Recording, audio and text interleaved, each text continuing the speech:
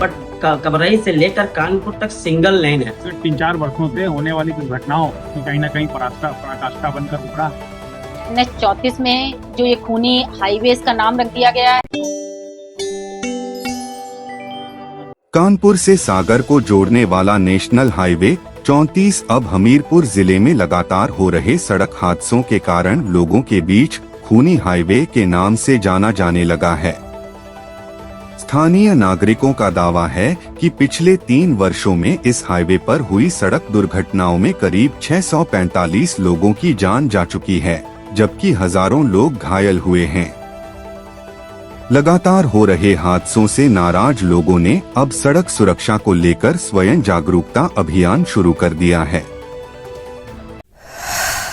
स्थानीय लोगों का कहना है कि इस हाईवे से प्रतिदिन करीब 15,000 गिट्टी, मोरंग और अन्य निर्माण सामग्री से लदे ट्रक गुजरते हैं।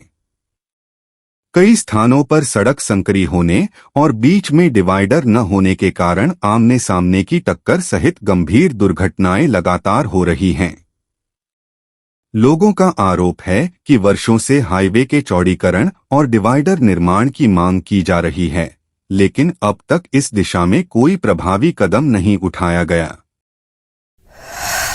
देखिए, NH 34 बहुत ही ज्यादा गंभीर मुद्दा रहा है इस समय, और NH 34 अभी जो विगत 3-4 वर्षों से होने वाली दुर्घटनाओं की कहीं ना कहीं पराकाष्ठा बनकर उभरा।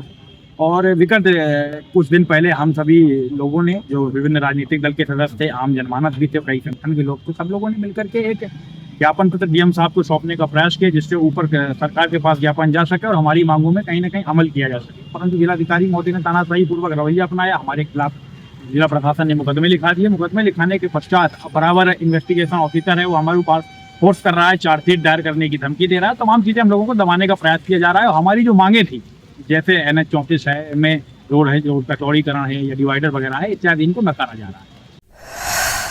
जनप्रतिनिधियों और प्रशासन से बार बार गुहार लगाने के बावजूद जब समस्या का समाधान नहीं हुआ तो स्थानीय नागरिकों ने स्वयं जागरूकता अभियान शुरू कर दिया। हाईवे किनारे दीवारों पर खूनी हाईवे NH 34 लिखकर वॉल पेंटिंग बनाई जा रही है, ताकि सरकार और संबंधित विभागों का ध्यान इस गंभीर समस्या की ओर आकर्षित हो सके।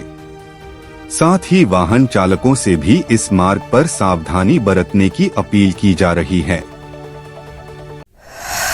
बट कबरई से लेकर कानपुर तक सिंगल लेन है। सिंगल लेन में करीबन हजारों की संख्या में वाहन है, जो कि आपको कम से कम कबरई से लेकर कानपुर का पर डे 2-4 एक्सीडेंट, 1-2 लोगों की मौत निश्चित हो जाती है। क्या मांग है हमारी मांग है कि NH 34 में डिवाइडर बने, मीटर 2-2 मीटर तक चौड़ा हो, ताकि दुर्घटनाएं न हो और लोग मौत के मुंह से बचें।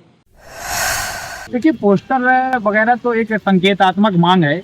एक जो लोकतांत्रिक अधिकार है हमारा, पोस्टर है, बैनर है या तमाम शक्तियां हैं, इनके माध्यम से हम जनता को जागरूक कर रहे हैं। जनता को जागरूक करने के अलावा ऊपर तक संदेश पहुंचा रहे हैं। आप लोग मीडिया भाई हमारा सहयोग कर रहे हैं। ये सब पोस्टर वगैरह एक संकेतात्मक मांगे, प्रदर्शन है, लेकिन जमीनी स्तर पर हम लोग लगे हुए जनता को जागरूक कर रहे हैं। और विधानसभा चुनाव 2027 का मूल मुद्दा रहेगा NH 34, क्योंकि हमारे लोगों की जानें बहुत कीमती हैं और इन जानों को बचाने के लिए हम भरसक प्रयास करें। कानपुर से सागर तक कई स्थानों पर दिखाई देने वाली ये वॉल पेंटिंग सड़क सुरक्षा को लेकर लोगों की बढ़ती चिंता और जनभागीदारी का प्रतीक बन गई हैं। स्थानीय नागरिकों का कहना है कि यदि समय रहते हाईवे का चौड़ीकरण, डिवाइडर निर्माण और ओवरलोड तथा तेज रफ्तार वाहनों पर सख्त कार्रवाई नहीं की गई, तो हादसों का यह सिलसिला लगातार जारी रहेगा। हमारी बस यही, जो आए दिन NH 34 में जो ये खूनी हाईवेज का नाम रख दिया गया है, डेली कोई ना कोई यहाँ पे रोड एक्सीडेंट होता है, जिससे लोगों के घर बर्बाद हो रहे हैं। किसी का भाई जा रहा है तो किसी का पिता जा रहा है, किसी की बहन जा रही है, किसी की माँ जा रही है, जिससे लोगों के घर बहुत बर्बाद हो चुके हैं।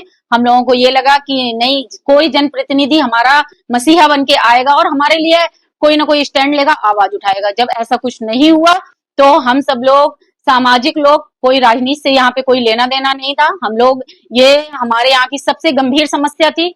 हम लोग इसका बहुत शांतिपूर्ण ढंग से ज्ञापन लेकर के जिला अधिकारी महोदय के ऑफिस में गए और उन्होंने वहां पे हमारा ज्ञापन नहीं लिया और उन्होंने कहा इनको दे दीजिए, उनको दे दीजिए। हमारी एक ही मांग थी, हम जिला अधिकारी महोदय को अपना ज्ञापन देना चाहते हैं। और 34 को लेकर आप लोगों के खिलाफ, आम लोगों के खिलाफ मुकदमे भी लिखा गया है। जी, और हुआ ये, हम लोग तो ये समाज की एक पीड़ा थी जिसको लेकर के, एक मुद्दा था सामाजिक जिसको लेकर के हम गए थे। कोई हमारा इसमें व्यक्तिगत कुछ भी नहीं था, मैं कोई राजनीतिक इंसान नहीं थी, लेकिन हमारे 16 लोगों के नामजद मुकदमे लिखे गए, जिनमें से एक मैं हूँ, एक मेरी बहन वंदना तिवारी भी है उसमें, और भी अन्य लोग हैं, और 35 से 40 लोग अज्ञात में लिखे गए, जिनमें महिलाएं भी हैं, बच्चे भी गए थे छोटे छोटे। और उसके बाद हम लोगों का बस यही है, हम लोग यही चाहते हैं कि कुछ भी हुआ उससे हमें कोई मलाल नहीं है, बस आगे चीजें सही हो जाएं।